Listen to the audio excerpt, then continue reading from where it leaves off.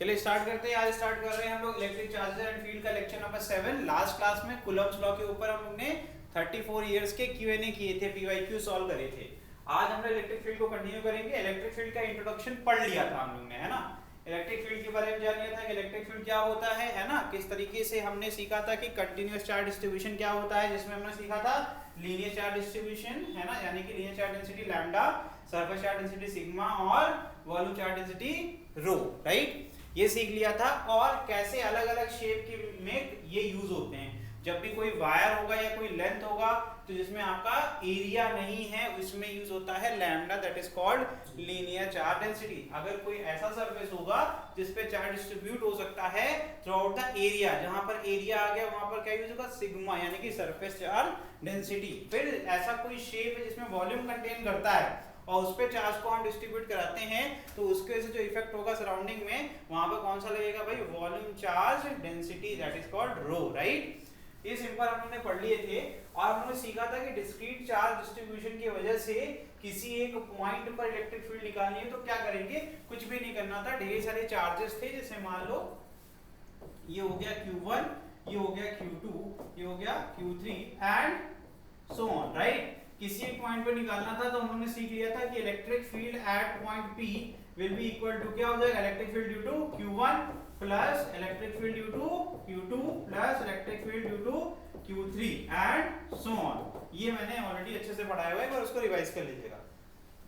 क्यों मैंने ये बोला, क्योंकि अभी मुझे ये यूज करना है, इसका छोटा सा हिस्सा यूज करेंगे, लेकिन हमें E1 E2 E3 नहीं करना पड़ेगा, बिकॉज जो बॉडी हम यूज करने जा रहे हैं वो कैसा है, एक कंटिन्यूअस चार्ज डिस्ट्रीब्यूशन में, जो कि अभी दिख नहीं रहा है। अभी हम आपको दिखाएंगे कैसे ये एक्चुअल में मैंने डिसाइड किया कि मुझे E1 E2 E3 की जरूरत नहीं पड़ेगी, क्योंकि E1 E2 E3 तब लगता है जब अलग अलग चार्जेस हो। कंटिन्यूअस चार्ज डिस्ट्रीब्यूशन तब यूज करते हैं जब सेम चार्ज रिपीट हो रहा है लेकिन अलग अलग पोजीशन पर है। जैसा कि मैंने दिखाया था, एक ये वायर है तो इसके ऊपर अलग अलग पॉइंट होंगे, राइट। सब पर बराबर चार्जेस हैं, लेकिन ये अपना इफेक्ट क्रिएट करेंगे कि नहीं करेंगे किसी पॉइंट पर, तो वहां पर कंटिन्यूअस चार्ज डिस्ट्रीब्यूशन यूज होता है। और डिस्क्रीट का मतलब, वर्ड में डिस्क्रीट का मतलब होता है अलग अलग, ठीक है। तो अलग अलग चार्ज भी होनी चाहिए, उनका मैग्नीट्यूड अलग अलग होता है, तब ये यूज करते हैं। अब ये जो सेंटर क्या बोला गया, हेडिंग पढ़ते हैं, कह रहे हैं electric field due to uniformly. Uniform का मतलब क्या हो गया, ये पहले समझाना चाहते हैं कि हर पॉइंट पर equal amount of charge placed हैं। चार्ज रिंग, एक रिंग है तो रिंग जानते हो कैसे होती है ना, पहनते भी हम लोग, है ना। उसका क्या होता है, एक लेंथ होता है, बहुत एरिया नहीं होता है, राइट, सर्कुलर होता है। तो हमने क्या करा, हमने कहा कि यार इस पर टोटल चार्ज प्लस Q हमने डिस्ट्रीब्यूट कर दिया, तो इस यहाँ पर पूरी through out the circumference, circumference मतलब क्या होता है, रिंग का जो लेंथ होता है ना, उसी को सर्कमफेरेंस कहते हैं।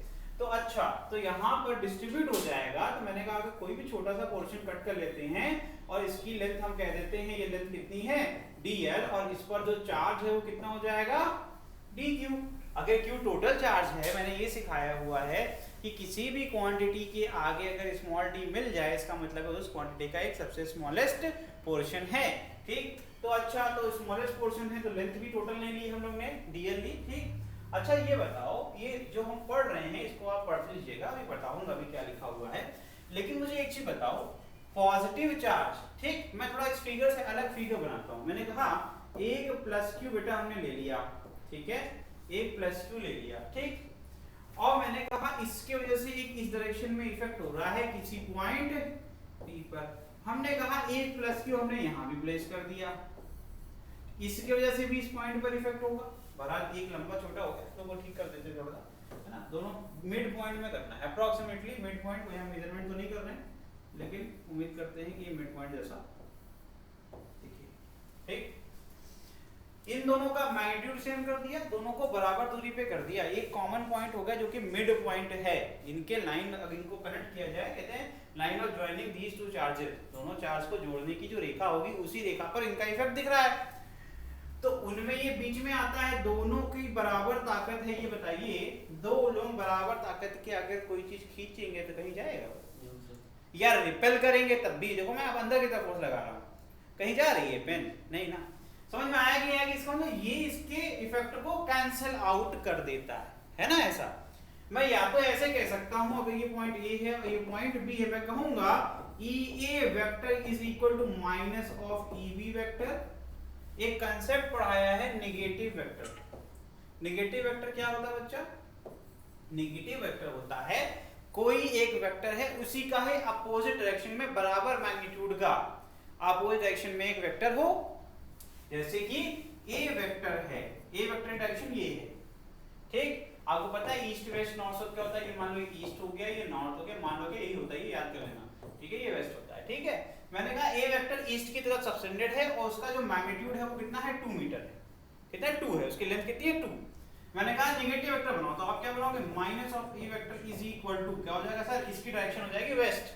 क्या हो जाएगी? West, but length will be same. Length will be same. तो इनका मैग्नीट्यूड तो सेम होता है लेकिन इनकी डायरेक्शन एक दूसरे के अपोजिट होती है। तो मैंने यहाँ वेक्टर फॉर्म में क्या लिखा?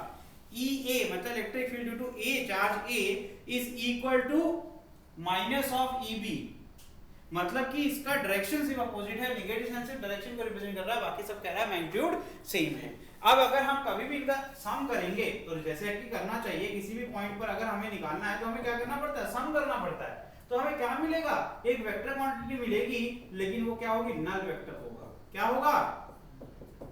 ये तो पता है ना आपको, एक पॉजिटिव और नेगेटिव। आप ये नहीं कह सकते कि जीरो मिलेगा, नल वेक्टर मिलेगा। हमें नहीं पता किधर डायरेक्शन, लेकिन मैग्नीट्यूड तो जीरो होगा। तो हमें क्या मिलेगा? We will get zero vector. इसका मतलब है resultant will be zero. Magnitude क्या होगा? जीरो। मतलब कोई इफेक्ट पॉइंट पी पे, जैसे कि इस पेन पर कोई इफेक्ट नहीं हो रहा, ये नहीं कह सकते कि फोर्स नहीं लग रहा। फोर्स लग रहा है लेकिन इफेक्ट इज जीरो, बिकॉज ये दोनों फोर्स कैंसिल आउट कर दे रहे हैं और अभी भी कैंसिल आउट कर दे रहे हैं। जैसे छोड़ेंगे देखो इम्बैलेंस हो गया। फिर से तो वापस से आते हैं। आप देखो ये तुरंत समझ में आएगा, फिर पूरा पैराग्राफ पढ़ते रहना आराम से, ठीक है। देखो नोट्स के लिए इज वेरी इंपॉर्टेंट कि ये पैराग्राफ हो, ठीक है, लेकिन समझने के लिए आप देखिए जरा। मैंने दो पोर्शन लिए यहाँ पे, एक ए बी लिया, एक सी डी लिया। मैंने कहा जितनी लेंथ इसकी होगी उतनी ही लेंथ इसकी भी होनी चाहिए। कंडीशन क्या बोली? मैंने कहा जितनी लेंथ ए बी की होगी उतनी लेंथ सी डी की होनी चाहिए। इसका मतलब जितने चार्ज ए बी पर होंगे उतने ही चार्ज सी डी पे ऑटोमेटिक हो जाएंगे, क्योंकि यूनिफॉर्मली डिस्ट्रीब्यूटेड चार्ज हैं, ठीक है। तो मैंने कहा यहाँ अगर डी क्यू है तो यहाँ पर भी डी क्यू होगा, ठीक है ना भैया। तो किसी कॉमन पॉइंट पर जो टोटल इफेक्ट ये क्रिएट करेगा उतना ही इफेक्ट ये भी क्रिएट करेगा, लेकिन in opposite direction, right. Similarly I can draw another, ठीक है, अनदर पेयर बना सकता हूं। क्या इस रिंग पर अगर मैं इसको ऐसे आधा आधा कट कर दूं तो क्या जितना लेंथ ऊपर है उतना ही लेंथ नीचे है या नहीं है? है ना, सिमेट्रिक शेप इसी कहते हैं, ठीक। किसी भी तरीके से कट करोगे बराबर मिलेगा कि नहीं मिलेगा? चार्ज बराबर मिलेगा कि नहीं मिलेगा? सबका इफेक्ट बराबर होगा कि नहीं होगा? लेकिन क्या एक दूसरे के अपोजिट होंगे कि नहीं होंगे? हमेशा इधर वाला इधर से कैंसिल आउट होगा, ऊपर वाला नीचे से कैंसिल आउट होगा, राइट। तो मतलब नेट क्या होगा? आंख बंद करके हम कह सकते हैं E net will be a zero vector, right. In magnitude it will be, समझ में आया? तो किसी भी यूनिफॉर्मली चार्ज रिंग की वजह से उसके सेंटर पे कोई पूछेगा इलेक्ट्रिक फील्ड, क्या बोलोगे? जीरो। क्या बोलोगे? जीरो। बस कंडीशन क्या है? यूनिफॉर्मली। अगर इसी का नॉन लिख दें, क्या लिख दूं? नॉन यूनिफॉर्मली, तो फिर नहीं कह सकते, इम्पॉसिबल है। पता है क्यों? देख लो ऐसे भी क्वेश्चन आते हैं। एक क्वेश्चन बड़ा फेमस क्वेश्चन है, ठीक है। कहते हैं दो वायर हमने इस्तेमाल करे या एक ही वायर इस्तेमाल किया, लेकिन उससे सेमी सर्कल, पहला सेमी सर्कल जो बनाया उसका एरिया हमने थोड़ा ज्यादा ले लिया, उसकी थिकनेस ज्यादा ले ली, ठीक है, जिससे कि उसका जो ऊपर का चार्ज की वैल्यू है वो अलग है और नीचे वाले हाफ में हमने थोड़ा थिनिंग कर दी, जिससे कि चार्ज की वैल्यू कम हो गई। समझ में आया कि नहीं आया? तो इससे क्या होगा? अब दोनों वायर ऊपर वाले पार्ट में नीचे वाले पार्ट में हम नहीं कह सकते कैंसिल आउट होगा कि चार्ज की वैल्यू अलग अलग है। तो रिजल्टेंट क्या होगा? जितनी नीचे वाले जो इफेक्ट क्रिएट हो रही है उतनी तो कैंसिल आउट हो जाएगी, जो बच जाएगी उसके डायरेक्शन रिजल्टेंट होगा। गेटिंग? समझ में आ रहा है कुछ? तो ऐसे भी छोटे छोटे क्वेश्चंस हैं, ऐसा नहीं है बहुत डिफिकल्ट होते हैं। जब फिगर देखो, फिजिक्स में मैक्सिमम क्वेश्चन फिगर लगाने से सॉल्व हो जाते हैं। अगर आप सोचेंगे बिना फिगर सॉल्व बनाए आप सिर्फ ऐसे ही बस फॉर्मूला पुट करके निकाल लीजिए, तो जैसा कि अभी मैंने एक सवाल दिया वो इम्पॉसिबल है सॉल्व करना, ठीक है। वो आप फिगर बनाओगे तुरंत वो सॉल्व हो जाएगा। फिगर बनाने से कभी भी हेजिटेट मत होइएगा, देखिएगा सारे क्वेश्चन कर लेंगे। ये जो है एट एन एक्सियल पॉइंट, बहुत ही आसान है, मतलब बहुत आसान है। अभी अभी देखिए तुरंत आप कर लोगे, ठीक। बस एक बार ध्यान से बहुत प्यार से पढ़िए, ठीक, और डरने की कोई आवश्यकता नहीं है। हमने कहा कि ये कुछ एक एंगल बनाएगा, मान लेते हैं ये एंगल कितना है, अल्फा। कितना मान लेते हैं, एंगल कितना है, अल्फा। ये मैंने क्या किया, मैंने एक पॉइंट ले लिया, मैंने क्या किया, एक पॉइंट ले लिया P, जिस पर हमें क्या करना है, इलेक्ट्रिक फील्ड निकालनी है किसी रिंग के कारण। हमने बस ये कहा कि ये पॉइंट P जो है एक्सिस ऑफ द रिंग उस पे लाई करेगा। एक्सिस क्या होती है, किसी भी सर्कल के सेंटर से, किसी भी सर्कल के सेंटर से एक परपेंडिकुलर लाइन, जैसे कि ये ब्लैक पेन है ना, ये है, इसी कहते हैं एक्सिस। इसका मतलब जो पॉइंट P रहा होगा वो इसी पर कहीं लाई कर रहा होगा। तो इसका मतलब इट इज क्वाइट क्लियर कि मैं कह सकता हूं कि ये डिस्टेंस क्या है, यहाँ पर x मान ली, हमने कहा x दूरी पर है। कहीं गलत है क्या, नहीं। मैंने कहा कि यार एक चीज बताओ, इसका मतलब है मैं अलग अलग पॉइंट से अगर यहाँ पर कनेक्ट करूंगा तो सब बराबर दूरी पर आएंगे या नहीं आएंगे, आएंगे या नहीं आएंगे, कुछ समझ में आ रहा है। खून देखे हो टोपी बर्थडे वाली, क्यों विकास बाबू, उसमें देखे हो, अगर एक रिंग ले लेना, उसमें 10-12 जो है वो पतंग वाला जो धागा होता है सफेद वाला, अलग अलग छोर पे बांध लेना, उसको ऐसे पकड़ लेना, ऊपर से देखना सेम डायग्राम बन जाएगा। समझ में आया। यहाँ से दूरी भी उतनी ही होगी जितनी दूरी किसी भी आपके पॉइंट से होगी। क्यों, क्योंकि सारे के सारे पॉइंट, सर्कल की सिंपल प्रॉपर्टी होती है, सब इक्वी डिस्टेंट हैं फ्रॉम द सेंटर, सेंटर से बराबर दूरी पर हैं, इसलिए। ठीक है, अब देखिएगा, मैंने कहा कि मैंने डीएल लेंथ ले ली। हमने कहा छोटा सा पोर्शन हम ले लेते हैं डीएल लेंथ का, उस पर जो चार्ज होगा वो क्या होगा, डीक्यू। ये क्या लिखा हुआ है सर, ये बताओ पहले। मैं कहूंगा बच्चे ये बताओ, जो ये रिंग बनी है, या क्या किसी धागे से या किसी रस्सी से बन सकती है या किसी वायर से बन सकती है। आप कहेंगे नहीं, हम कहेंगे रुको, बनी कि नहीं बनी, बन गई। ठीक है, बन गई। इसका मतलब है सीखो, आज रिंग को कभी काटोगे तो क्या मिलेगा, समझ में आया। तो कौन सी डेंसिटी लगेगी, लीनियर चार्ज लगेगी या सरफेस वाली लगेगी, लीनियर। गलती क्या होती है, हम ऐसे देखते हैं, हम कहते हैं सर्कल दिख रहा है सर, सर्कल, सर्कल में एरिया होता है, क्या होता है, एरिया, यही गड़बड़ होता है, बहुत गलतियां होती है। तो हमेशा इसको काट करके सीधा कर लो, समझ में आया। अगर डिस्क होती तो कभी जिंदगी में कटिंग नहीं कर पाते, क्यों, क्योंकि डिस्क तो कई रिंग से मिलकर के बनी है जिसकी रेडियस अलग अलग है। नहीं बच्चा, डिस्क कैसे बनती है,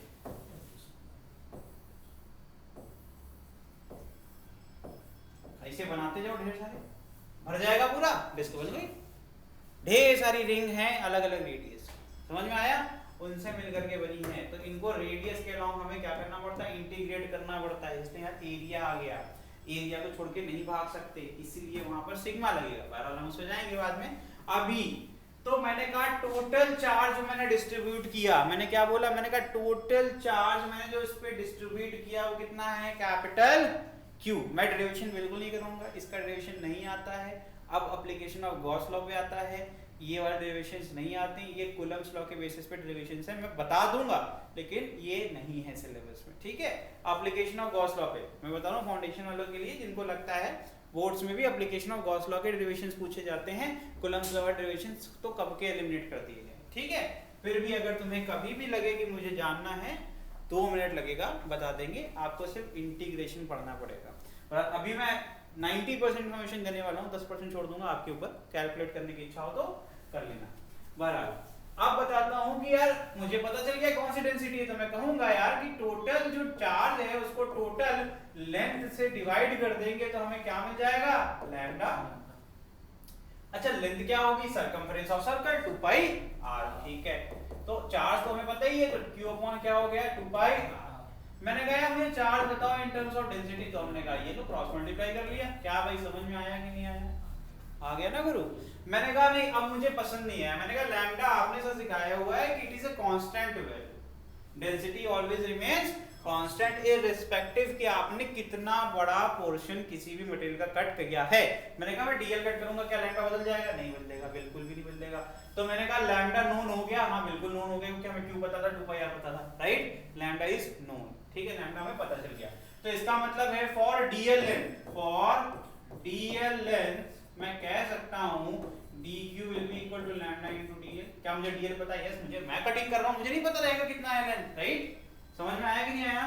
तो क्या dq अननोन है, नहीं सर नोन है, नोन है क्योंकि लैम्डा पहले निकाल लिया, डीएल हमने ही कट किया था, दोनों नोन वैल्यू है तो मैं डीक्यू निकाल सकता हूं। लेकिन अब शर्त ये है कि इतनी ही लेंथ मैं बार बार कट करूंगा और बाद में उसको इंटीग्रेट कर दूंगा तो टोटल लेंथ हमको 2πr मिल जाएगी। समझ में आया कि नहीं है कैसे डिसाइड होता है? ठीक, लैम्डा डीएल हो गया, वेरी गुड। मैंने कहा ये कैसा है, पॉजिटिव चार्ज है, क्या ये बाहर की तरफ इफेक्ट क्रिएट करेगा, मतलब अपने से बाहर इलेक्ट्रिक फील्ड इमिट करेगा, तो पॉजिटिव चार्ज हमेशा अपने से बाहर की तरफ इलेक्ट्रिक फील्ड इमिट करता है। तो इसकी डायरेक्शन क्या होगी? सर आपने सिखाया था line joining the two points, उसी लाइन पर हमेशा वेक्टर का एरो होता है। तो इसका मतलब है अगर मैं यहां से करता हूं तो ये होगी इसकी डायरेक्शन, है ना? तो मैं कहूंगा ये छोटू सा इलेक्ट्रिक फील्ड होगा बिकॉज छोटा सा लेंथ है ना? फिर मैंने कहा नीचे भी एक ले लिया मैंने पोर्शन, उसने भी लगाया, लो भाई ये हो गया, ये भी छोटू सा हो जाएगा। होगा कि नहीं होगा? ठीक, मैंने यहाँ एंगल अल्फा लिया, ध्यान रखना बाद में यूज करेंगे। कोई दिक्कत यहां तक नहीं? ये रिजल्टेंट दिखाऊंगा मैं कैसे आया। तो मैं कहूंगा अच्छा ये बताओ कि अगर ये आपकी जो लाइन जा रही है एंगल कितना बना रही है? अल्फा, ठीक है? जरा मुझे बनाओ यहाँ पर जो एंगल्स बनेंगे वो कौन कौन से बनेंगे? क्या एक कंपोनेंट इधर दिख रहा है, एक कंपोनेंट इधर दिख रहा है, नहीं दिख रहा है? ये कैसी एक्स एक्सिस? क्या तुम्हें वाई एक्सिस के कंपोनेंट कटते हुए दिख रहे हैं या नहीं दिख रहे? बताइए, आपको वाई कंपोनेंट के एक्सिस कटते हुए दिख रहे हैं या नहीं दिख रहे? नहीं दिख रहे तो बताओ, दिखाएं। तो जितना एंगल ऊपर बनेगा उतना ही एंगल नीचे बनेगा या नहीं बनेगा? बनेगा गुरु। ठीक, क्या आपको ये चीज आती है कि नहीं आती? वर्टिकली अपोजिट एंगल वाली बात आती है ना? तो जरा देखो, इस लाइन को खींच दिया और इस लाइन को खींच दिया, तो ये वाला जो है एंगल वो कहां जा रहा है? देखो ये लाइन यहां गई और ये लाइन है, तो ये एंगल यहां आ रहा है कि नहीं आ रहा है? इसी प्रकार से यहां एंगल आ रहा है कि नहीं आ रहा है? आ रहा है कि नहीं आ रहा है एंगल? तो एंगल जब बंद करते हैं तो क्या सिखाया है मैंने? कॉस, जब खुलता है तो साइन। तो इसका मतलब डी साइन अल्फा कहां है भाई? ये अब नहीं पढ़ाते हैं जनरली। क्यों नहीं पढ़ाते हैं? क्योंकि दिस इज नॉट इन, ये डेरिवेशंस अब नहीं होते हैं। लेकिन मैं क्यों पढ़ा रहा हूं? ताकि दिमाग खुल जाए, ठीक है? एक सर्टेन लेवल से ज्यादा डिफिकल्टी है नहीं, तो हम लोग उस पर ही खेलेंगे। अब ये बताओ मुझे, एक बड़ी सी लाइन बनाऊंगा और कहूंगा दोनों का जुड़ के ये बना हुआ है, ठीक है? ऐसे बता, ये इसको काटेगा कि नहीं काटेगा? काटेगा कि नहीं काटेगा? दोनों की ताकत बराबर, दोनों की ताकत बराबर, लेकिन अपोजिट है। लेकिन अगर दो ताकतवर लोग जो कि बराबर ताकत रखते हैं एक साथ आ जाए तो क्या हो जाएगा? जुड़ जाएगा, है ना? तो यहां पर क्या मिला मुझे मिला 2d cos अल्फा। गलत किया गया मैंने? नहीं, बताओ। अब सोचो, अभी तो दो टुकड़े लिए, ऐसे और टुकड़े ले लो, सबके cos मिलेंगे और सबके साइन कैंसिल हो जाएंगे। गलत है क्या कुछ? और सारे cos आके इसी रेखा पर आएंगे, तो मैं आंख बंद करके इंटीग्रेट कर सकता हूं विद रिस्पेक्ट टू d, काम बन जाएगा।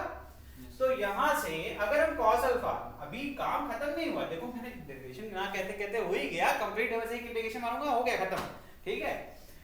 लेकिन आपको मैं पूरा फिर भी नहीं करके दूंगा, ठीक है? तो यहां से जो इलेक्ट्रिक फील्ड बनी अपनी, वो क्या बनी बताओ? यहां पर 2d cos अल्फा, ठीक है? अब ये दोनों d मैच नहीं होगा तो इस पे d लिख लो, इस पे इंटीग्रल लगा लो, ठीक है?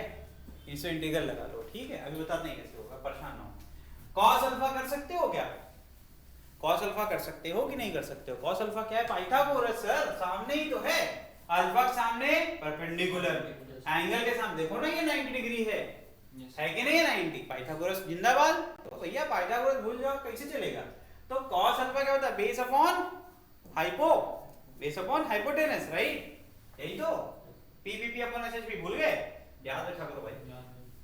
तो ये हो गया तुम्हारा perpendicular, this is your base. तो x अपॉन r, r क्या हो सकता है भैया? x square plus r square का रूट।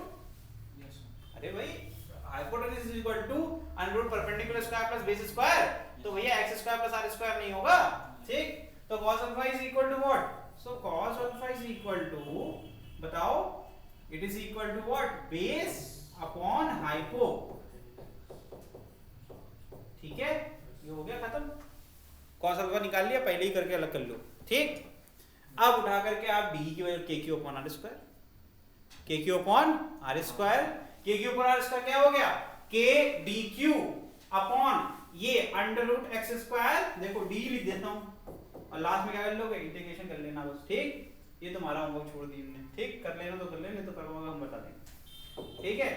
अब मैं आंसर लिखूंगा, तो D is equal to what, K dq upon r square. What is r, this is your r। r क्या होता है यार, दोनों के बीच में दूरी, तो हाइपो ही तो है, और हाइपो की वैल्यू कितनी है, x under root x square plus r square, इसका स्क्वायर करेंगे तो रूट हट जाएगा, तो मैं सीधे क्या लिख दूंगा, x स्क्वायर प्लस r। क्या दिक्कत क्या है जिंदगी में,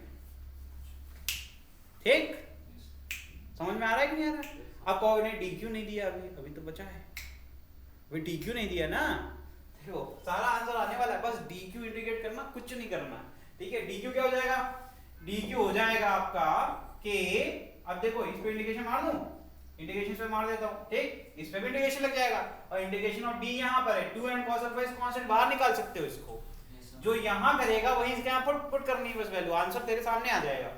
तो ये क्या जाएगा, k lambda dl upon x square plus lambda is also constant, x square plus r square is also constant, बचा क्या फिर, बचा क्या, बस आप अगर इतना नहीं कर सकते इंटीग्रेशन ऑफ dl क्या होगा, इंटीग्रेशन ऑफ dl मतलब dl plus dl plus dl कितना करोगे यार, आंसर भी बोल दे क्या, सरकमफेरेंस, सरकमफेरेंस ही तो होगा, इंटीग्रेशन ऑफ dl l हो जाएगा। मैंने क्या सिखाया, इंटीग्रेशन ऑफ एनी क्वांटिटी जिसके आगे डेरिवेटिव लगा हुआ है, तो इंटीग्रेशन डेरिवेटिव जिसको कैंसिल आउट कर देते हैं, बचेगा क्या, l। What is l, 2 pi r, just put the values you will get the answer. समझ में आया कि नहीं आया, कर दे खत्म। तो E इज इक्वल टू, अभी मैंने E निकाला है, 2 cos अल्फा मल्टीप्लाई करना पड़ेगा, we have to put this value, so it will be equal to integral, ठीक है, तो k lambda upon x, because x and कैसे मैंने डिसाइड किया, ये भी एक सीख लीजिए, कैसे डिसाइड हुआ कि x एंड r ये कांस्टेंट है। अरे भाई इसकी बीच की दूरी कहीं नहीं जा रहा, पॉइंट पे फिक्स है, रिंग कहीं नहीं जाएगी, इलेक्ट्रोस्टैटिक चैप्टर का नाम कोई कहीं नहीं जाता, जो जहां पढ़ा है वहीं पढ़ा रहेगा। तो वेरिएबल कहां से बन गया, r तो रेडियस है, रिंग की साइज कहां बदले पड़े हैं, ठीक है, कांस्टेंट, लैम्डा डेंसिटी है कांस्टेंट, यही भाई हैं, क्योंकि एक बार ये भाई यहाँ बैठे हैं, एक बार यहाँ बैठे हैं, एक बार यहाँ बैठे हैं, एक बार यहाँ बैठे हैं, तो वेरिएबल हो गए ना, पोजीशन चेंज होती है, याद रखो। वेक्टर देखो यही है कि वेक्टर को हम भूल जाते हैं, उसकी वैल्यू नहीं करते, डीएल क्यों, क्योंकि भैया उसकी वैल्यू हर जगह सेम है।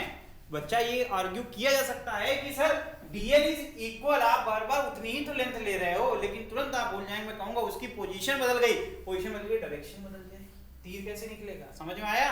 तो हमारे सेम मैग्नीट्यूड लेकिन अलग अलग डायरेक्शन में है, तो उसका मतलब सारे अलग माने जाएंगे, इसीलिए दिस इज योर वेरिएबल, ठीक। और इंटीग्रेशन हमेशा वेरिएबल का ही होता है, कांस्टेंट का इंटीग्रेशन नहीं कर सकते, ठीक, वेरी गुड। तो बाहर निकालिए, सबको बाहर निकाल के लिख दो भैया, ठीक, इंटीग्रेशन ऑफ डीएल, अब कहां से कहां तक, 0 से 2 पाई आर तक तो जाओगे कि रिंग के डबल ट्रिपल कर दोगे, एक ही बार जाएंगे, तो जब इंटीग्रेट करेंगे तो एल आ जाएगा, तो 2 पाई आर पुट करेंगे तो क्या आ गया, 2 पाई आर। अब देखो पूरी वैल्यू उठा करके ऊपर पुट कर दोगे, तो आंसर मैं लिख रहा हूँ, घर का होमवर्क है, ये सिलेबस का पार्ट नहीं है, कोई ये नहीं कहेगा कि नहीं पढ़ा है, बता दिया मैंने। तो इज इक्वल टू क्या आ जाएगा तुम्हारा, देखो 2 cos अल्फा था, 2 cos अल्फा लिखा हुआ है, 2 यहाँ पर है, ठीक है, 2 इंटू वो कर लेना, ये क्या है, k लैम्डा 2 पाई r अपॉन क्या हो जाएगा, x square plus r square, यही तो हो गया, एक काम खत्म। फिर अभी मैं k को खोलूंगा, 1/4 पाई एप्सिलॉन नॉट लिखूंगा, ताकि ये यहाँ से 4 निपटा दूं मैं, ठीक है, समझ में आ रहा है, और पाई बाई निपट जाएगा, समझ में आ रहा है कि नहीं आ रहा है, चलो देखते जाओ। तो अगर इसको इस तरीके से लेंगे,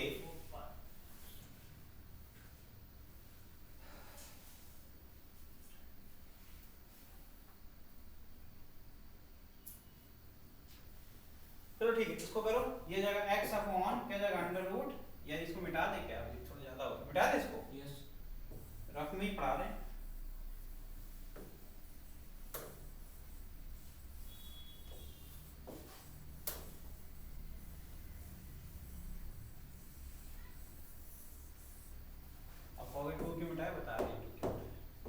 जब टोटल लेंगे तो सारे कंपोनेंट कैंसिल होकर के एक डी cos अल्फा ही तो लेना पड़ेगा, जब इंटीग्रेट कर रहा हूं तो सारे डी cos अल्फा तो मैं ऑलरेडी ले रहा हूं, तो 2 कर देंगे तो हाफ नहीं करना पड़ेगा बाद में।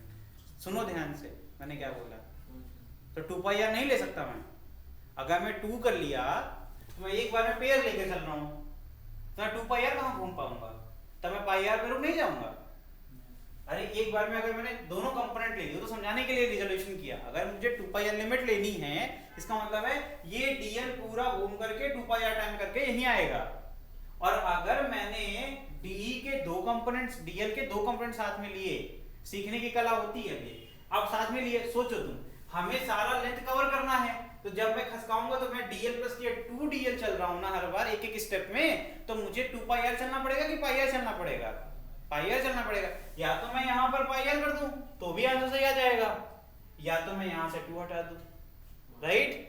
तो मैंने 2 हटा दिया, मैंने कहा टोटल इंटीग्रेशन ले लो, कंफ्यूजन नहीं होगी, राइट? अब ये गलत नहीं आएगा, अब यहां से भी 2 हट जाएगा। समझ में आया कि नहीं आया? लेकिन ये समझना एक बहुत जरूरी था कि ये कैसे बना था उस टाइम पर, ठीक है, कि ये चीज कॉस वाली ही क्यों ली। तो फिर बाद में रिजोल्यूशन समझ में आया कि साइन कंपोनेंट कैंसिल आउट हो जाता है जब टोटल आप घूमते हैं तो, ठीक? नहीं तो अगर आपको अंडरस्टैंडिंग क्लियर है 2 लेकर के करो, यहाँ 2 पाई आर की जगह पाई आर करो, आंसर परफेक्ट आएगा, ठीक है? चलिए, तो ये हो गया x अपॉन कितना आ गया, ये under root x square plus, और कुछ बचा क्या? सब हो गया। देखिए k क्या होता है 1 अपॉन 4 पाई एप्सिलॉन नॉट, ठीक है? अब देखिएगा यहाँ पर क्या है लैम्डा, यहाँ क्या है 2 पाई r, ठीक है? क्या व्हाइट कलर कुछ ज्यादा ही वो हो रहा है, क्या मिसिंग लग रहा है ना? ये 2 2 जा 4 पाई पाई गया, ठीक है? अब यहाँ पर r है, इसके बाद क्या बचा था, यहाँ देखो x स्क्वायर। अब ये सीखो पावर कितनी इसकी 1, इसकी पावर कितनी 1/2। जब सेम क्वांटिटी होती है 9 प्लस का फॉर्मूला x की पावर m into x की पावर m, m प्लस 1 हो जाता है, तो 1 प्लस 1/2 करेंगे तो क्या आ जाएगा 3/2 होगा या नहीं होगा? जिसको नहीं आता है अंडर रूट x को लिख सकते हैं x की पावर 1/2, ठीक है भैया? अब सब कुछ नहीं सिखाया जा सकता क्योंकि इतना भी बेसिक चलेंगे तो कब तक चलेंगे, खत्म ही नहीं हो पाएगा, ठीक है? तो पावर ऐड करने के बाद 1 प्लस 1/2 करना आता ही होगा यार, है ना? x स्क्वायर प्लस आई स्क्वायर पावर 3/2। जब तुम बुक खोलोगे तो उसमें यही फॉर्मूला मिलेगा, lambda r upon 2 epsilon naught x square plus r square की पावर, यही लिखा होगा देखने में, ठीक है? Electric field due to ring, ठीक? चार्ज रिंग, ठीक? अगर r की वैल्यू बहुत कम है और x की वैल्यू बहुत ज्यादा है तो हाँ उसको निगलेक्ट कर देते हैं, ठीक है? तो यहाँ पर जो वैल्यू आ जाएगी, अगर हम इसको हाँ स्मॉल r आ जाएगा, ठीक है?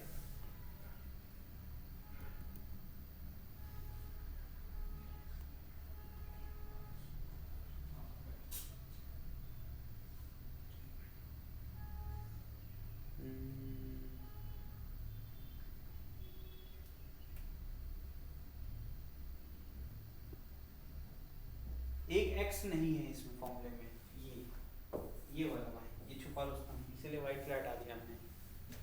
अरे ये x भी तो था कॉस वाला, 2 पाई कट गया, k का नीचे चला गया, लैम्डा r x बचेगा ना, ये था, ठीक है? चलिए, तो ये हो गया आपका, ठीक?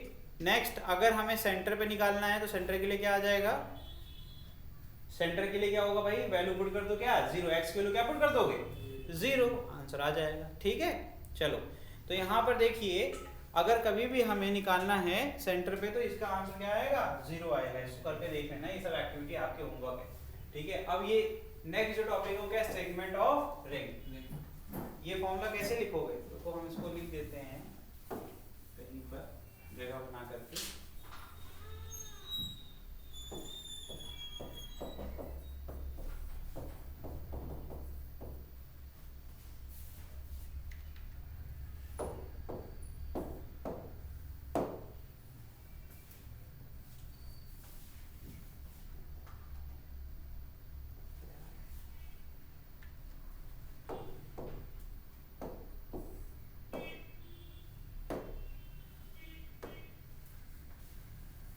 आ गया electric field is equal to क्या आ गया भाई हमारा लैम्डा क्यू एक्स अपॉन क्या आया था यहाँ पर 2 epsilon naught x square plus r square की पावर क्या हो जाएगी बच्चे 3/2, ठीक है?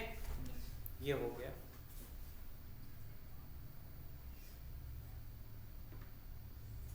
अगर हम इसको और क्या लिख सकते हैं, इसको लिख सकते हैं we can rewrite it as in terms of k, k Q S upon r Q, जहां पर r क्या है r is equal to under root x square plus, ठीक है बच्चा, ये भी लिख सकते हैं इसको।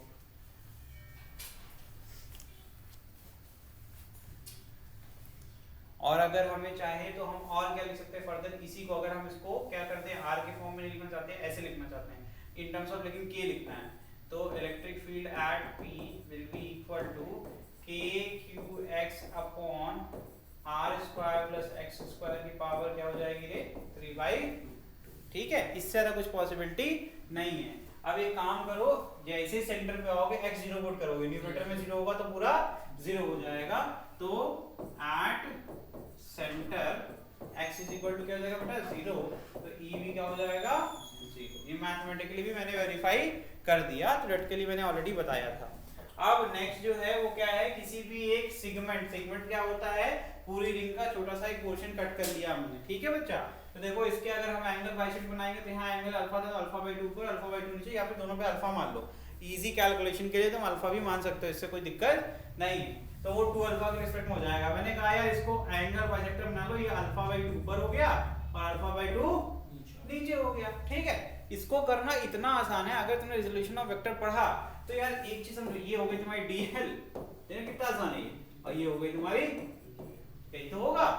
इसके वजह से एक इफेक्ट मान लो नीचे की तरफ, इसके वजह से मान लो ऊपर की तरफ। अब तो जानते ही हो साइन वाला कंपोनेंट क्या हो जाएगा, कैंसिल आउट हो जाएगा, और कॉस वाला कंपोनेंट आ जाएगा।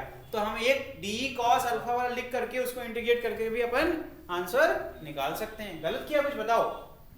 देखो यहां से एंगल आएगा कितना, अल्फा बाई 2 यहाँ, और यहाँ पर भी आएगा अल्फा बाई 2 यहाँ, राइट। और ये क्या हो जाएगा तुम्हारा डीई साइन अल्फा बाई 2, और ये जाएगा डीई साइन अल्फा बाई 2, ये कैंसिल आउट हो जाएगा, कॉस वाले कंपोनेंट आपके रह जाएंगे, है कि नहीं है। तो इसको कर लीजिएगा, ठीक।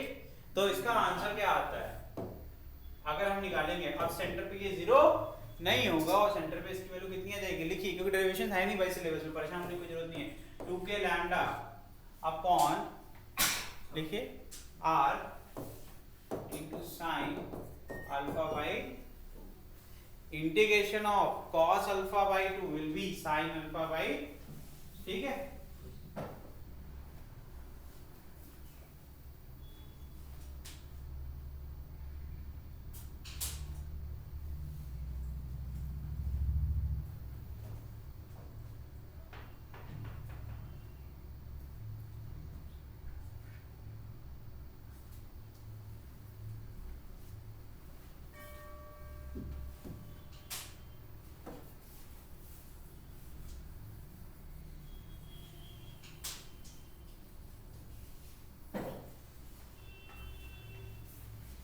ठीक है, लैम्डा इज इक्वल टू क्या हो जाएगा, अब लैम्डा सीख लो, लैम्डा कैसे निकाला है यहाँ पर ये समझ लो फिर से। q अपॉन क्या आ जाएगा आपका, हाँ, q अपॉन r अल्फा, कैसे आप कहोगे नहीं आ रहा है, आर्क वाला पता है, आर्क वाला जो फॉर्मूला मैंने पढ़ाया हुआ था बेसिक मैथ में, कैसे होता है भाई बताओ।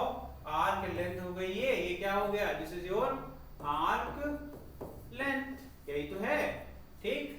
मेरी बात समझिएगा, ये हो गया तुम्हारा रेडियाई और ये हो गया एंगल, यही तो होता है। आर इक्वल थीटा होता है कि नहीं होता, arc length is equal to what, arc length is equal to radius into angle subtended by the arc at centre.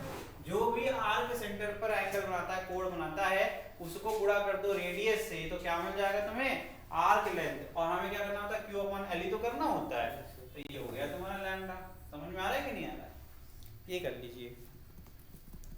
Next जो हेडिंग है वो है uniformly charge semi circular ring. अगर कभी भी uniformly charge semi circular ring हो तो उसके लिए क्या होगा, इसमें दो केसेस हैं। एक केस में हमने क्या कर दिया, सिंगल चार्ज हमने प्लस क्यू डाल दिया, और एक में क्या कर दिया, सेमी सर्कल पे भी आधे पे प्लस क्यू और आधे पे माइनस क्यू। तो हमने पूछा सेंटर पे कितनी इलेक्ट्रिक फील्ड होगी, तो बहुत आसान है, पहले वाले केस में क्या जाएगा 2k लैम्डा अपॉन r, क्या हो जाएगा 2k लैम्डा अपॉन r। और दूसरे वाले केस में क्या हो जाएगा, this is your case 1, this is your case 2। इसको याद करना है बच्चे, इसको समझ नहीं आ रहा आराम से याद कर सकते हो, डेरिवेशन है भी नहीं सिलेबस में, ठीक है। ये हो जाएगा केस 2 में, क्या आ जाएगा बताइए, q अपॉन, देखिए q अपॉन 2 pi square epsilon not upon 2 नहीं होगा रे, पाई होगा ना, पाई होगा ये, pi square epsilon naught r square, ठीक है ये होगा। और इसको कन्वर्ट करो, इसमें के की वैल्यू पुट कर डालो, लैम्डा को आप चेंज कर लो in terms of charge, charge upon क्या हो जाएगा लेंथ, तो अभी क्यू अपॉन आर करके हम करेंगे तो क्या आ जाएगा आपका बताइए। यहाँ पर जो लेंथ निकालेंगे वो क्या हो जाएगी, पाई आर होगी कि नहीं होगी। पाई स्क्वायर कैसे आ रहा है, बहुत सिंपल है बच्चे, ये देखो ये के जो करना है 2 इंटू 4 पाई एप्सिलॉन नॉट और लैम्डा क्या हो जाएगा चार्ज अपॉन लेंथ, लेंथ क्या होगा सेमी सर्कल का पाई आर, नीचे क्या आ जाएगा पाई आर और ऑलरेडी ये क्या आर यहाँ पर है तो क्या बन जाएगा 2q पे करेंगे 2 2 या 4 काट दो, ठीक है क्या जाएगा q अपॉन 2 pi square epsilon naught r square, ये भी इलेक्ट्रिक फील्ड एट सेंटर हो गई, समझ गए ठीक। और यहाँ पर जाएगा pi square epsilon naught r square, ठीक है ठीक है। आगे बढ़ जाएं, ये नोट कर लो फटाफट, हो गया चलिए कंटिन्यू करते हैं। तो नेक्स्ट क्या टॉपिक है आपका, ये हम लोग ने पढ़ा हुआ है, वापस से बस फिगर आपको दिखाने के लिए है कि लीनियर चार्ज डिस्ट्रीब्यूशन मैंने आपको बताया था किसी भी एक लेंथ पर, है ना। फिर आपको बताया था वॉल्यूम चार्ज डिस्ट्रीब्यूशन के लिए क्या होना चाहिए, एक वॉल्यूम होना चाहिए, है ना। आई थिंक ये दिख नहीं रहा यार, ठीक है। तो इसमें क्या है, एक लीनियर चार्ज डिस्ट्रीब्यूशन होता है, यानी कि linear charge density that is called lambda. क्या है ये लैम्डा, लैम्डा के लिए क्या होगा, कोई भी आपका कोई वो वायर जिसके ऊपर चार्ज को डिस्ट्रीब्यूट किया गया हो, ठीक है इस तरीके से। तो इसकी जो लेंथ होगी टोटल चार्ज को टोटल लेंथ से डिवाइड करेंगे तो हमें क्या मिल जाएगा बताइए, लैम्डा मिल जाएगा, total charge upon total length, ठीक। फिर हम लोग कहते हैं सरफेस चार्ज डेंसिटी, जिसको सरफेस चार्ज डिस्ट्रीब्यूशन भी कहते हैं। इसमें क्या होगा, किसी एक सरफेस के ऊपर हम क्या कर रहे हैं टोटल चार्ज को डिस्ट्रीब्यूट कर रहे हैं, तो सिग्मा इक्वल हो जाएगा q अपॉन टोटल एरिया। और इसी प्रकार से देखो एक क्यूब बना हुआ है, इसके क्या है पूरे वॉल्यूम पे चार्ज को डिस्ट्रीब्यूट किया जाता है, इसको रो से नोट करते हैं q अपॉन v, ठीक है। ये हम लोग ने पढ़ लिया है, एक बार इसको फिर से एक बार लेकिन देख लीजिए, ठीक है ठीक। अब देखो जो नेक्स्ट पढ़ना है वो क्या है, electric field lines and electric flux. Electric field line क्या है, इलेक्ट्रिक फील्ड तो पढ़ लिया हम लोगने कि वो ही कॉज होता है फोर्स लगने का दो चार्जेस के बीच में।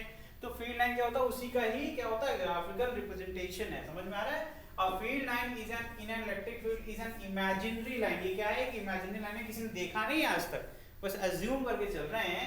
In such a way that its direction at any point that is the direction of its tangent। तो कह रहे हैं किसी भी पॉइंट पर अगर इसकी डायरेक्शन चाहिए तो क्या करो, इसी इलेक्ट्रिक फील्ड लाइन पर एक टैंजेंट बना दो। टैंजेंट ऐसी लाइन होती है जो कि क्या होती है किसी सिंगल पॉइंट पर ही टच करती है, इसी को तो टैंजेंट कहते हैं। जैसे मैंने एक टैंजेंट बनाया, ठीक है, इस टैंजेंट का मतलब क्या है, देखो किसी भी पॉइंट पर ये डायरेक्शन को रिप्रेजेंट करता है। मैं यहाँ बनाऊंगा तो सेम नहीं मिलेगा मुझे, नीचे की तरफ मिल रहा है, राइट। तो टैंजेंट क्या है, एकदम एक्यूरेट आपको डायरेक्शन दे देगा किसी भी पॉइंट पर जो कि इलेक्ट्रिक फील्ड लाइन पर होगा।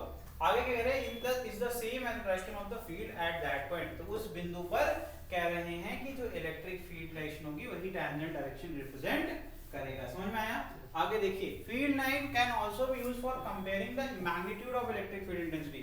तो कह रहे हैं फील्ड लाइन का इस्तेमाल हम लोग कर सकते हैं दो अलग अलग क्या कर सकते हैं, मैग्नीट्यूड को कंपेयर करने के लिए भी कर सकते हैं, मतलब इलेक्ट्रिक फील्ड की अलग अलग वैल्यूज को भी कंपेयर किया जा सकता है। आगे क्या कह रहे हैं, the intensity of the field is proportional to number of field line crossing unit area. कह रहे हैं जितनी ज्यादा ढेर सारी फील्ड लाइन होगी किसी एक स्मॉल एरिया में उतनी ज्यादा ताकतवर आपकी इलेक्ट्रिक फील्ड होगी, जितनी कम इलेक्ट्रिक फील्ड लाइन होगी उतनी कमजोर आपकी इलेक्ट्रिक फील्ड हो जाएगी। यानी कि ये समझ में आता है मोटा मोटा कि कहीं ना कहीं अगर मैं इस पॉइंट पर देखूंगा तो मुझे दिख रहा है ढेर सारी इलेक्ट्रिक फील्ड लाइन है, फिर मैं कहता हूँ इस पॉइंट पर जा रहा हूँ तो यहाँ पर देखो दूर दूर है, तो मैं कहूंगा इलेक्ट्रिक फील्ड यहाँ ताकतवर है यहाँ पर कमजोर है। इतना समझ में आया मोटा मोटा ये चीज है।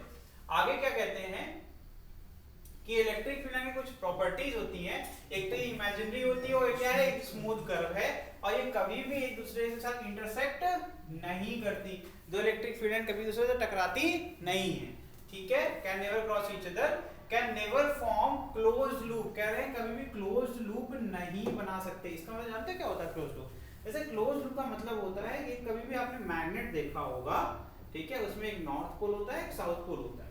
पता है, कहते हैं कि मैग्नेटिक फील्ड लाइन, मैग्नेटिक तरंगे नॉर्थ से निकलती हैं और साउथ पर, लेकिन आपको ये नहीं बताया जाता है कि मैग्नेट के अंदर साउथ से नॉर्थ में ही आकर के अपने पूरे प्रोसेस को कंप्लीट करते हैं।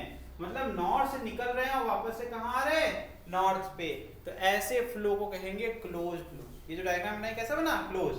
आप स्टार्टिंग पॉइंट पर वापस से पहुंच जा रहे हैं किसी ना किसी तरीके से, लेकिन जब भी एक पॉजिटिव और एक नेगेटिव चार्ज को आप प्लेस कर दोगे तो लगेगा तो ऐसा बिल्कुल कि पॉजिटिव से निकल रही है फील्ड और जाकर के नेगेटिव पर क्लोज हो रही है। एक बार अच्छा सा डायग्राम आगे बना हुआ है, तो मैं नहीं चाह रहा था कि मैं करूं, लेकिन अब आपके लिए कर देता हूं।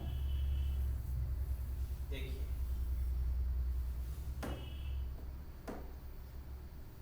अब ठीक है। देखो, अगर एक पॉजिटिव चार्ज होता है तो आपको अच्छे से पता है वो क्या करता है, हर डायरेक्शन में बराबर इलेक्ट्रिक फील्ड को इमिट करता है, राइट। एक अंदाज लेने के लिए डायग्राम काफी, ठीक है। और एक नेगेटिव चार्ज अपनी तरफ हर डायरेक्शन से इलेक्ट्रिक फील्ड को क्या करता है, इनवाइट करता है, राइट। ये हो गया एक रफ डायग्राम, ठीक। अब इन दोनों को साथ में रख दिया, मैंने क्या बोला, इन दोनों को साथ में रख दो। इसका मतलब ये इतने करीब हैं कि एक दूसरे पे इफेक्ट क्रिएट कर सके। तो क्या होगा, तो एक पॉजिटिव चार्ज है और एक नेगेटिव चार्ज है। सबसे पहले एक पॉजिटिव चार्ज सीधे जा करके, ये तो बाहर की तरफ इमिट कर ही रहा था और इलेक्ट्रिक फील्ड कह रहा आओ अंदर की तरफ आओ, तो ये हो गया। फिर इसके जो करीबी होंगे वो फटाफट जा करके, ये जाना इधर चाह रहे थे लेकिन इसने इसको अट्रैक्ट कर लिया, इसके वजह से वो कर्व बना। मतलब अगर इस पॉइंट पर बनाएंगे तो हमें एक टैंजेंट मिलेगा जो कि इस तरफ जाना चाहता है, लेकिन क्योंकि फोर्स ऑफ अट्रैक्शन है तो उसकी वजह से वो बेंड हो करके इस तरीके से चले गए, ठीक है, वेरी गुड, ठीक। फिर नेक्स्ट फील्ड लाइन कहां से बनेगी, इस तरीके से, ठीक है, फिर और बनेगी, ठीक। इसके बाद कुछ ऐसी फील्ड लाइन होगी जो कि बहुत हल्का सा बेंड होकर के जाएंगी, है ना। फिर कुछ होंगी जो कि पहुंच नहीं पाएंगे लेकिन अट्रैक्शन उनको फील होगा, उनको अट्रैक्शन फील होगा। फिर कुछ हैं अट्रैक्शन फील हो रहा है इसलिए अपने पास से डेविएट होना है लेकिन वो पहुंच नहीं पा रहे। हम लोग ये मान के चलते हैं कि इमेजिनरी वो वहां पर जाकर के पहुंच रहे होंगे, राइट, इस तरीके का, और इस तरीके से इनकमिंग, ठीक। और कुछ होंगे जो कि अरे हमें कोई मतलब ही नहीं है ना, वो एकदम आउट ऑफ रीजन है, कुछ तो होंगे ही। तो अब देखो जरा, मुझे एक भी ऐसा एरो बताओ जो वापस लेकर के पॉजिटिव के पास आ रहा हो। कोई एक एरो है इसमें, ऐसा है क्या, नहीं है। लेकिन हमने जब बनाया था नॉर्थ साउथ वाला मैग्नेट बनाया था तो उसमें हमने पाया था कि एक एरो था साउथ से नॉर्थ जो कि मैग्नेट के अंदर चल रहा था। तो ये कैसी फील्ड लाइन होती है, एक ओपन लूप में फ्लो करती है। समझ में आया कि नहीं आया, ये यहां से इमिट तो होगी लेकिन कभी वापस नहीं आ पाएगी। ये डिफरेंस होता है, दिखते एक जैसे हैं लेकिन ऐसा होता नहीं है। Number of line originating from और terminating on a charge is proportional to the magnitude of charge. करें कितनी number of field line emit होंगी या कितनी फील्ड लाइन नेगेटिव चार्ज पर टर्मिनेट होंगी, ये डिपेंड करता है कि उसकी मैग्नीट्यूड कितनी, यानी कि उसकी ताकत कितनी है। इलेक्ट्रिक फील्ड लाइन एंड और start normally at surface of a conductor. कह रहे हैं कि चार्ज के सतह से यानी कि सरफेस से हमेशा इलेक्ट्रिक फील्ड परपेंडिकुलर डायरेक्शन में इमिट होती है। कभी पता है आपको, सर्कल पे जितने पॉइंट होते हैं अगर उनको रेडियस से कनेक्ट कर दो और उस पॉइंट में टैंजेंट बनाओगे तो एंगल कितना बनता है, 90। ये पता होगा ना आपको। तो हमने ये भी पढ़ा है इलेक्ट्रोस्टैटिक में, जो भी हम लोग पढ़ रहे हैं वो किसके लिए पढ़ते हैं, स्फेरिकल चार्ज के लिए पढ़ते हैं, पढ़ा ना ये। तो इसका मतलब है कि चार्ज का सरफेस होगा स्फेरिकल होगा, उसका रेडियस होगा यानी जितने पॉइंट है उस पर टैंजेंट बनाएंगे तो हमेशा वो परपेंडिकुलर होगा, यानी कि सरफेस के परपेंडिकुलर इमिट कर रहा है जो कि रेडियस से होकर के गुजर रहा है। यानी कि रेडियस और इसी लाइन को बेटे हम इसे खींच दे तो क्या यहाँ 90 नहीं बनेगा, बनेगा कि नहीं बनेगा। तो सरफेस के नॉर्मल हो गया कि नहीं हो गया, हो गया ना। तो इसीलिए कहते हैं कि जितनी, और जिसको नहीं समझा इतना प्रेशर लेने की जरूरत नहीं है, ये मान के चलो यार सरफेस से इमिट हो रहा है 90 डिग्री पे, बस इतनी सी बात है, इतना प्रेशर लेने की जरूरत नहीं। If there is no electric field, there will be no electric field line. Obviously, electric field line तो एक imaginary line होती है जिसको हम तभी मानते हैं जब हमारे कुछ चार्ज के आसपास का रीजन हो जहां पर हमें किसी प्रकार का फोर्स और अट्रैक्शन या रिपल्शन देखने को मिलता है, तभी मान के चलते हैं कि यहाँ इलेक्ट्रिक फील्ड प्रोड्यूस हो रही है। तो जब इलेक्ट्रिक फील्ड नहीं तो इलेक्ट्रिक फील्ड लाइन कहां से होगी?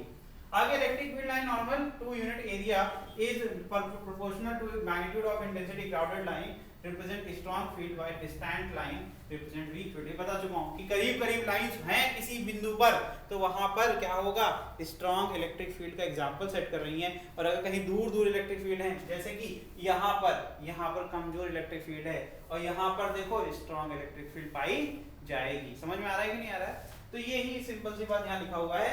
और क्या करें, नॉर्मल का मतलब हमें समझ लो परपेंडिकुलर, नॉर्मल का मतलब क्या हो गया, परपेंडिकुलर। और एक होता है टैंजेंट। हाँ, किसी भी पॉइंट पे मान लो हमने कहा कि इस पॉइंट पे बताओ इलेक्ट्रिक फील्ड डायरेक्शन क्या है, क्या करोगे, एक टैंजेंट ड्रॉ कर दोगे। तो टैंजेंट हमेशा क्या यूज करते हैं, किस लिए, इलेक्ट्रिक फील्ड की डायरेक्शन को पता करने के लिए, और कोई इसका काम नहीं। अगली क्लास में क्या करेंगे, अगली क्लास में हम लोग पढ़ेंगे इलेक्ट्रिक फ्लक्स। इलेक्ट्रिक फ्लक्स क्या होता है इसके बारे में क्लास जानेंगे, और इसका इस्तेमाल गॉस थ्योरम में कैसे करते हैं ये भी हम लोग सीखने की कोशिश करेंगे। ठीक है, तो आज के लिए इतना ही। अब हम लोग अगली क्लास में कंटिन्यू करेंगे। ठीक है, ओके, थैंक यू।